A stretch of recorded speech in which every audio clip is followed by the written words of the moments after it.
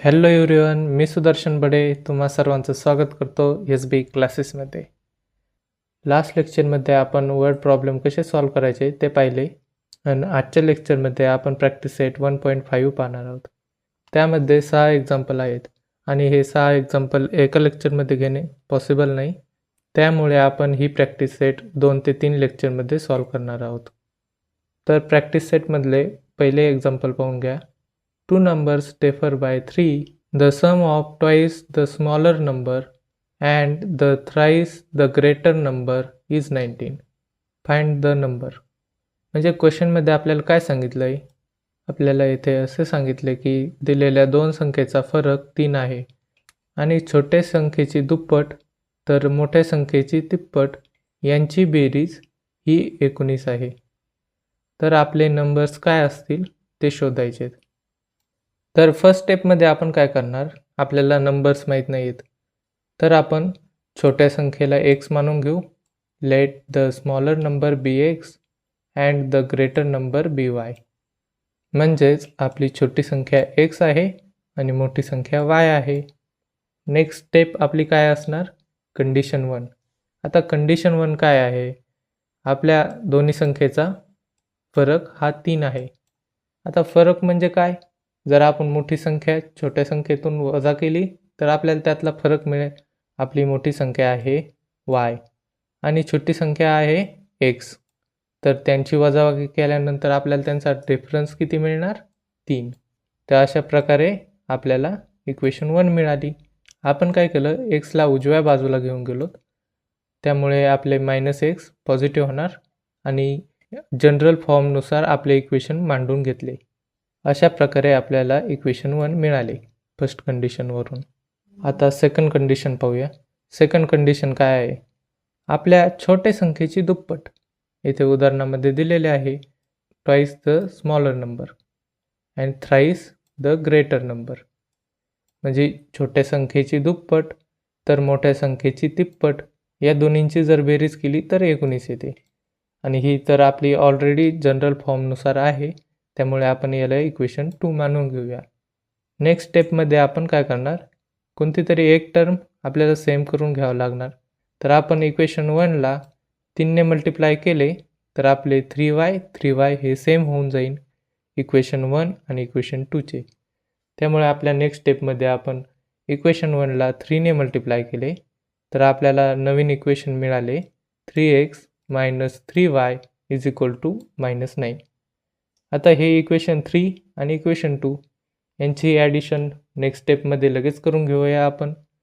तर त्यांच्या ॲडिशनमुळे आपलं काय झालं, हे पॉझिटिव्ह आणि निगेटिव्ह 3y कॅन्सल आउट झाले डायरेक्ट आणि ह्या दोन्हींची एक्सची बेरीज झाली 2x + 3x म्हणजे 5x आणि -9 जर आपण 19मधून काढून घेतले तर 10 उरतील. म्हणजेच आपली एक्सची व्हॅल्यू किती मिळाली, x = 2. यानंतरच्या स्टेपमध्ये आपण काय करतो तर एक्सची व्हॅल्यू कोणत्या तरी एका इक्वेशनमध्ये मांडून घेतो. आपलं इक्वेशन 1 हे खूप सिंपल आहे आणि यामध्ये जर इक्वेशन आपण म्हणजे व्हॅल्यू एक्सची मांडून घेतली तर खूप सोपं जाईल आपल्याला कॅल्क्युलेशन करायला. म्हणून मी इक्वेशन 1मध्ये x = 2 हे मांडून घेतलं. त्यानंतर आपण काय केलं, राईट साईडला 2ला घेऊन गेलो आणि -3 आणि -2 यांची काय होणार, निगेटिव्हमध्ये दोन्ही संख्या निगेटिव्ह आहेत तर त्यांचे ॲडिशन होणार आणि साईन हे निगेटिव्ह राहणार. म्हणजेच -5 तर लेफ्ट साईडचे मायनस आणि राईट साईडचे -5 यांचे निगेटिव्ह साईन्स कट होऊन जाणार, त्यामुळे आपल्याला y5 मिळणार. तर आपल्या शाब्दिक उदाहरणाचं ॲन्सर आपल्याला मिळालं आहे, त्याला पूर्ण सेंटेन्समध्ये लिहून घ्यायचं. आपल्या उदाहरणातील छोटी संख्या ही 2 आहे तर मोठी संख्या ही 5 आहे. आता ह्या कंडिशन सॅटिस्फाय करताय का, तर हो. आपल्या दोन्ही संख्येचा डिफरन्स हा 3 आहे जसं उदाहरणामध्ये सांगितलं आहे आणि जर यांची दुप्पट आणि तिप्पट जर केली तर यांचे आपले बेरीज 19 पण मिळते. आता यानंतरचे एक्झाम्पल 2 ते पाहून घेऊया. आता एक्झाम्पल 2 थोडं वेगळ्या पद्धतीने मांडलेलं आहे, पूर्ण वर्ड फॉर्ममध्ये मांडलेलं नाही. आता यामध्ये आपल्याला एक्झाम्पल 2मध्ये काय सांगितलं आहे, तर आय एम अ रेक्टँगल म्हणजे मी एक आयत आहे आपल्याला आयताच्या काही प्रॉपर्टीज माहीत लागतात या उदाहरणासाठी. आणि find the value of x and Y. आपल्याला एक्स आणि वायची व्हॅल्यू फाइंड करायची सांगितली. त्याचबरोबर आपल्याला या रेक्टँगलची पॅरामीटर फाइंड करायची सांगितली. पॅरामीटर म्हणजे काय, तर पूर्ण रेक्टँगलच्या बाजूंचे बेरीज, म्हणजे जेवढ्या चारही बाजू आहेत ना त्या सगळ्यांची बेरीज जी येते ती म्हणजे पॅरामीटर. तर सोल्युशनच्या फर्स्ट स्टेपमध्ये आपण काय करून घेतलं आहे, जे गिवन दिलेलं आहे एक्झाम्पलमध्ये ते लिहून घेतलं आहे. तर आपल्याला रेक्टँगलची लांबी आणि रुंदी तर दिलेलीच आहे. तर रेक्टँगलची एक प्रॉपर्टी असते आणि ती प्रॉपर्टी म्हणजे रेक्टँगलच्या समोरासमोरील बाजू या सारख्या अंतराच्या असतात.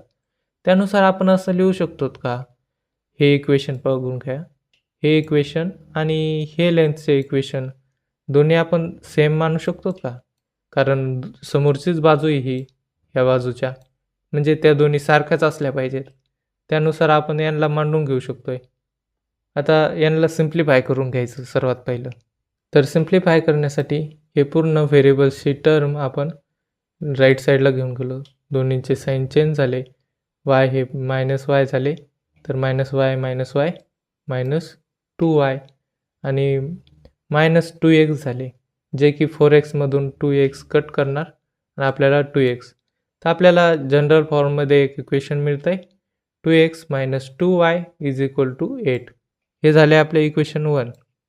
आता इक्वेशन 2 काय असणार, तर सेम प्रॉपर्टीनुसार ही समोरासमोरील बाजू ही सारखी आहे आयताची, तर आपण रुंदी पण सारखी मानू शकतो, 2y = x + 4. तर यामध्ये काय केलं, 4ला लेफ्टला आणलं आणि 2yला राईटला नेलं. दोन्हीचे चिन्हांची बदल झाले, चिन्ह निगेटिव्ह झाले दोन्हीचे पण. आणि आपल्याला जनरल फॉर्ममध्ये इक्वेशन मांडल्यानंतर काय मिळतं आहे, x - 2y = -4. हे झाले इक्वेशन 2. आता यानंतर आपण काय करणार, जर आपण इक्वेशन व्यवस्थित पाहिल्या तर -2y हे दोन्ही पण इक्वेशनमध्ये आहे. जर आपण या दोन्ही इक्वेशनची वजाबाकी केली तर आपल्याला एक्सची व्हॅल्यू मिळून जाईल. तर नेक्स्ट स्टेपमध्ये आपण तेच करतोय, आपण इक्वेशन 2ला इक्वेशन 1मधून सबट्रॅक्ट करतोय. आता सबट्रॅक्शनमुळे काय होणार, हे जे -2y आहे त्याचं चिन्ह बदलणार आणि ते पॉझिटिव्ह होणार. हे पॉझिटिव्ह एक्स आहे ते निगेटिव्ह होणार आणि नंतर -4 आहे ते पण पॉझिटिव्ह होणार. आता यांची चिन्ह बदल झाल्यानंतर प्लस आणि मायनस हे 2y कॅन्सल होणार आणि आपल्याला x = 12 मिळणार, कारण हे x 2x मधून कट झाले तर आपल्याकडे एकच x उरले, तर x = 12. नेक्स्ट स्टेपमध्ये आपण हे एक्सची व्हॅल्यू इक्वेशन 2मध्ये मांडली. तर x 12 आहे आपले, -2y = -4. तर याला सिम्प्लिफाय केले आपण कसे, तर हे -2y जे आहे ते आपण राईट साईडला घेऊन गेलो आणि हे -4 लेफ्ट साईडला घेऊन आलो.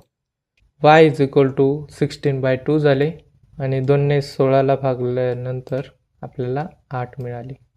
तर शेवटी आपल्याला लांबी काय मिळाली.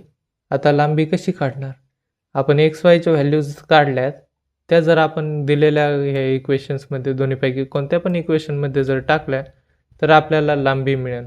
आणि तेच आपण इथे केलं आहे. इक्वेशन जी वरची होती आपल्याला दिलेली 2x वाली, तर त्याच्यात आपण टाकली. आता इथे सेंटीमीटर ते काही दिलेलं नव्हतं, त्यामुळे मी 40 युनिट्स म्हणून असं लिहिलं आहे. तर रुंदी ही 16 युनिट्स अशी आहे. पण येथेच आपला क्वेश्चन कंप्लीट झालेला नाही, कारण आपल्याला पॅरामीटर पण फाइंड करायला सांगितलं आहे. पॅरामीटर म्हणजे काय, या चारही बाजूंची बेरीज. तर पॅरामीटरचा फॉर्म्युला आपण कसा लिहू शकतो, लांबी आणि रुंदींचे बेरजेचे दुप्पट. त्यानुसार 40 + 16 आपल्याला 56 मिळाले आणि 56 दुने 112 युनिट्स. तर आपले पॅरामीटर काय आहे रेक्टँगलची, तर 112 युनिट्स. आणि क्वेश्चनमध्ये एरिया पण शोधायचं सांगितलं आहे. रेक्टँगलचा एरियाचा फॉर्म्युला काय आहे, लांबी गुणिले रुंदी. तर यानुसार आपला एरिया काय येणार, 40 × 16, तर एरिया आला 640 स्क्वेअर युनिट्स. अशा प्रकारे हे 2 एक्झाम्पल आपण सॉल्व करू शकतो. नेक्स्ट लेक्चरमध्ये आपण पुढील एक्झाम्पल्स पाहणार आहोत. Thank you for watching. तुम्हाला जर व्हिडिओ आवडला असेल तर लाईक करा, सबस्क्राईब करा. बाय.